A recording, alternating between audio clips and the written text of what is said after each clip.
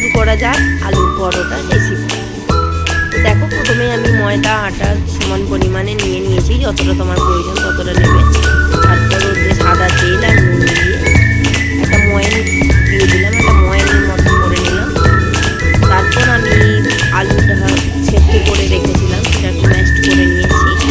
তারপর ওতে আমি দিয়ে দেবো কুচনো পেঁয়াজ, তার সাথে কাঁচা লঙ্কা আর আদা, গ্রেট করা আদা একটু দিয়ে দেবো।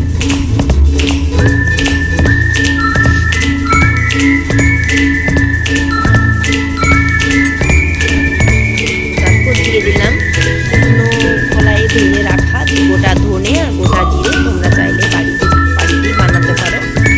তারপর দিয়ে দিলাম কাশ্মীরি লঙ্কা, লবণ, তোমরা চাইলে লবণও দিতে পারো, একটুখানি সামান্য হলুদ দিয়ে দিলাম। তারপর এই সবগুলোকে ভালো করে মেখে নেব।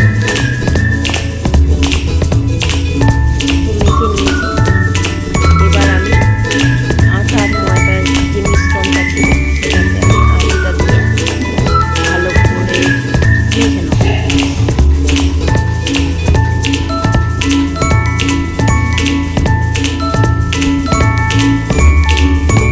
মাখা হয়ে গেছে, ডো বানিয়ে নিয়েছি।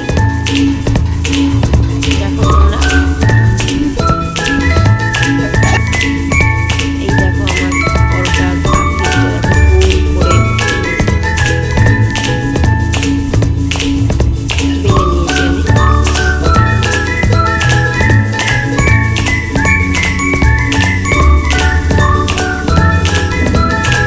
পরোটাটা তাওয়াতে দিয়ে এই পিঠ ওই পিঠ ভালো করে একটু সেঁকে নেওয়ার পর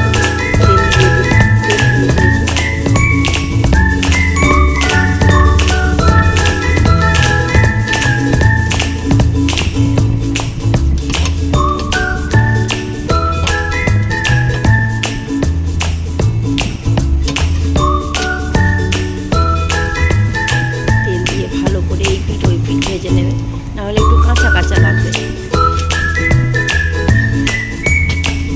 তো বন্ধুরা, আমার শরীর অসুস্থ থাকার জন্য আমার গলা ঠিক ভালোভাবে বোঝা হয়তো যাচ্ছে না। যদি ভুল ত্রুটি হয়ে থাকে ক্ষমা করো। আর আমার চ্যানেলটা অবশ্যই লাইক, কমেন্ট, সাবস্ক্রাইব করো আর আমার পাশে থেকো। এই দেখো আমার পরোটা রেডি,